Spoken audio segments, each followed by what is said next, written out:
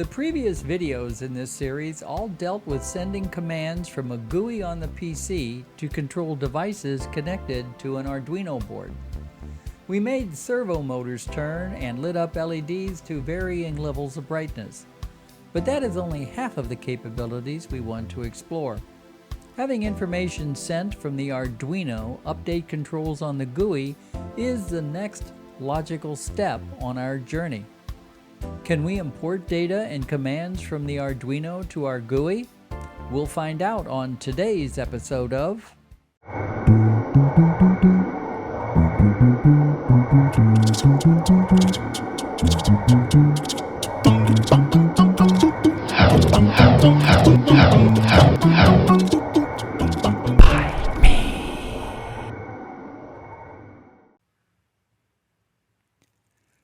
Today, we want to teach the GUI how to receive and process data from the Arduino.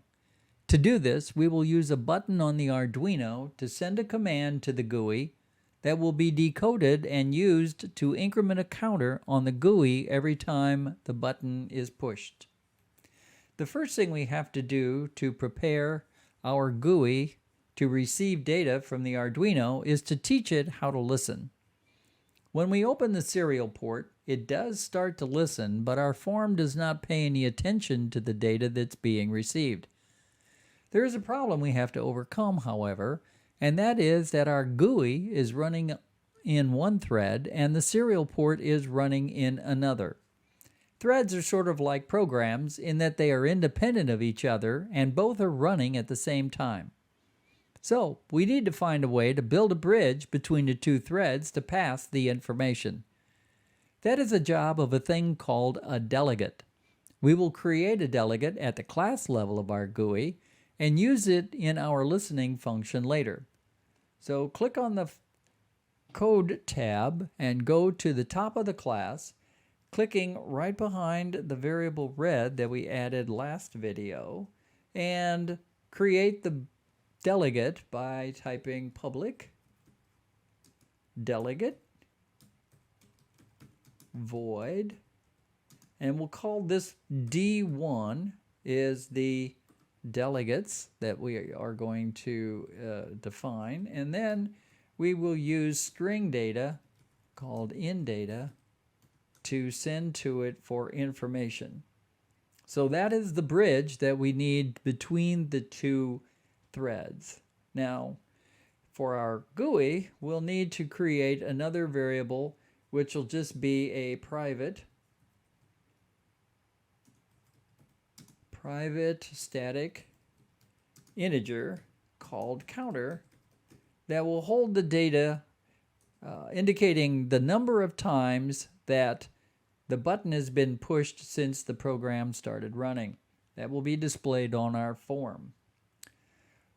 Now we will create the data bridge in the serial port thread by using a function that is called every time the serial port receives new data. Our function will save the data and then call another function running in the GUI thread to decode and process that data. So, to create the data received function, click on the Design tab, then click on the serial port control, and in the Properties window, click on the lightning bolt button to display the vents that are defined for the serial port. So we want to use the data received event, so double click on it and it will now create the stub for that function. We can now add the code to that data received function so that we can trap and store the information coming in over the serial port. So the first thing, let's just create a string called inData that is stored, in which we will store the serial port 1 data, which is a string, and that's using the function readLine. So that is the readLine function of serial port 1, which I misspelled, serial port 1. That takes the data and stores it. So now we can use it in our program. Now, this is where we create the instance of a bridge that we will use to transfer the data. So D1, which is our delegate, and we're going to call this instance write it, and that will be a new delegate, D1, and it will call a function we'll create later called write to form. And that will be the function in the GUI thread that will process the information that we send to it. So that's all we need to do for storing the data for processing. So the data is now visible to the GUI and it can be decoded and used. To display the push button data, we'll add a text box to the form and change its name to textbox 2. So go to the form 2, bring a text box over. Text box is there's a text box. So we're going to bring a text box over. We're just going to click on the form and we will change its properties. Its properties will be, let's go up here. Its name is textbox 2. Okay, so that's now on the form. Back to the code window. We will now refer to that in our new function. So immediately below the function we just added, we have to add a new function of our own making since this is not an event. This function will be called every time new data is received from the serial port. So it's a public void. It will not return any information. It's called write to form is the name of the function, just like we had above, and it will receive a string called inData. Okay, that function will open braces for the function, and now let's just put a comment there. This function handles data sent from the Arduino. Okay, let's create a character, a char called first char, and that will be analogous to the character that we stripped from the data on the Arduino board when it was received so that we can decode it as a command. So now let's create a single called numData. After creating those two variables, let's now get the information from the data we received and put it into the first char character. So we need to strip the first character off. So this is first char is equal to inData and in a bracket 0 bracket. Okay, since C strings are nothing more than arrays, we can just take the first character in that array and put it in first char. And now we'll create a switch statement just like we did on the Arduino programming for processing this first char and perhaps maybe getting the other data out of the data that was received. So switch, and we will switch on first char since that is our command indicator. Let's go ahead and add the braces. All right, let's now create a case.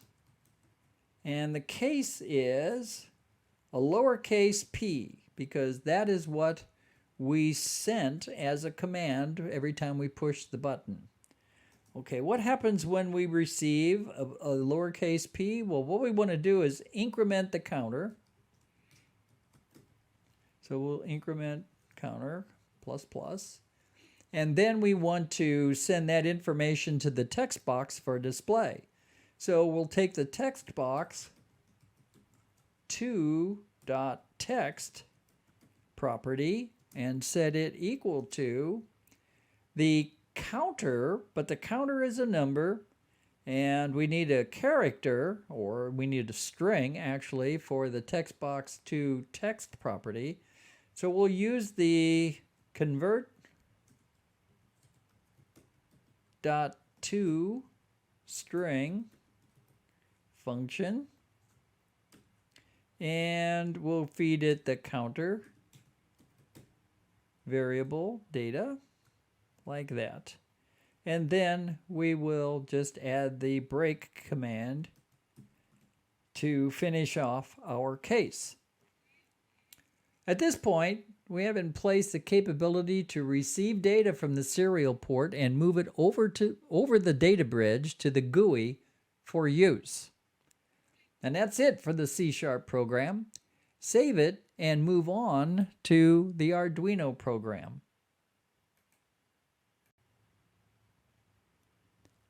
I've added a push button to the Arduino board and connected it to channel 4. In the setup function, let's add behind the other pin mode statements, a statement to activate pin 4 or channel 4. So pin mode, we're going to set channel 4 equal to an input. Oops, I'm sorry, that needs to all be capitals. Input underscore pull-up. So that we can use the push button with its internal pull-up resistor. That'll make our wiring on the board a lot easier. Since we are using a push button, we must add some sort of debouncing facility to our program. For ease of implementation, I've used a routine from Adafruit and tailored it for our needs. We will need to implement some required variables for this routine, so let's add them right now at the top of our program, right behind the other variables. Let's add an unsigned long called last debounce time and initialize it to 0. That will be the last time the output pin was toggled. Next, we need an unsigned long called debounce delay, and we're going to initialize that to 5 milliseconds. That is the debounce time that we want it to ignore any rebounces from the push of the button. So that's our time. Now we need to create an integer called button state that will hold the current reading from the input pin, and a final integer called last button state, and we'll set that to high so that it is going to keep the previous reading from the input pin, and we'll start it off high so that it will function properly the first time through the program. So the actual function to debounce the button push needs to be inserted in our program after the switch statement. Remember that the switch statement is to decode received information. The button is independent of that. A button push can happen at any time, and our trip through the loop function should be fast enough to catch it. When we get a legitimate button push, we will send it directly to the serial port. The debounce function works by beginning a timer when the button is pushed for the first time. If the button appears to be pushed again within a debounce time period, it is ignored so that only the first push is recorded. So let's make the following function after the loop function, but to save time, I will paste the complete function onto the program and then describe how it works. So if we go there and do a Control V, now you see that we have a function called handle button. Handle button is the function gets called every time through the loop that will check the button state and decide if we need to send data to the GUI or not. So here's how it works. Basically, we just look at the current state of channel 4, which is the button, and we record it. Then, in order to tell whether it has been pushed or not since the last time we went through the loop, we compare it to the last button state. If they're not equal, we know that the button's been pushed, so we start our timer. If they are equal, then nothing's happened, we just skip that. But we need to check to see if the button has been pushed within a debounce delay, which we've defined as 5 milliseconds in our program.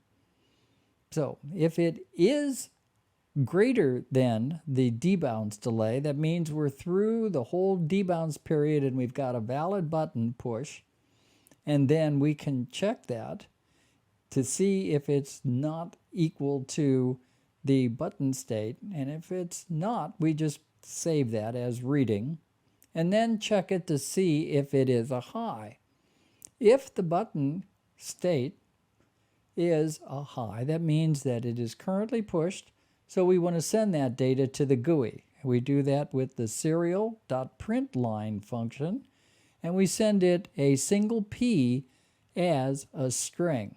That gets the data to the GUI, and then finally in this function, we just need to remember our state by putting our reading in the last button state so that the next time through the loop it can check it and remember what that reading was.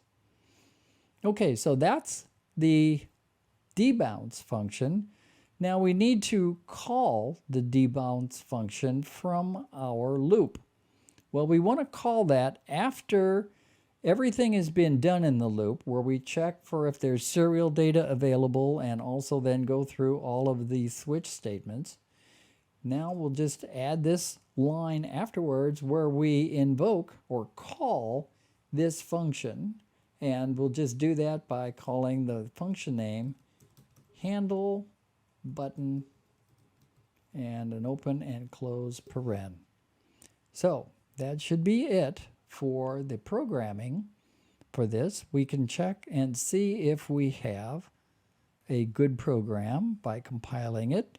It does compile, everything is good. So we now have the capability to trap a button push and send that data to the GUI. That should be it for the Arduino. Compile it now, which we just did, and then download it to the Arduino board to run. We're almost ready to run the program, but before we do, I must add a statement to the C# program that I missed before. Click on the Code tab and go to the Data Received function. We have to add an additional line of code that will actually start the data bridge working. So position the cursor behind the right to form and then add the line invoke write it comma in data, and then end that with a semicolon. So that should be it. Now we should have a functional program. We can go back to the form design and let's take a look at how that runs with the Arduino. So let's take a look at the Arduino board, and I'm going to start the program, bring the form over, and let's resize the form a little bit so that we can see the board. We can make that a little bit bigger. Now we should be able to push on the key and or push on the button, and here in this text box we should get a count of how many times the button is pushed. So I'm going to push it once, and then again, and then again, and again, and again. I can push it very reasonably fast, and it counts it every time. So that's it. We now have the program that will transmit digital data from the Arduino board to the PC for display on the GUI. And we have one more task ahead of us that we'll cover in the next section, or the next video. And that will be transmitting analog data from the Arduino to display on the GUI. So until then, thanks for watching.